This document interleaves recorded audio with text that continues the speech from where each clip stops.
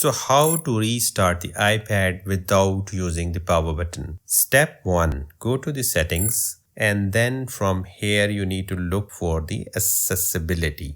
Here it is. From the menu you need to go to this physical and motor. Click touch and from here click the assistive touch and then switch it on, and once you will switch it on you will see this assistive touch icon. Once you will click that, you will see the first screen in which you will get the different shortcuts. In that you have to click the device. So you will get the second screen in which you will get the other set of shortcuts that you would see.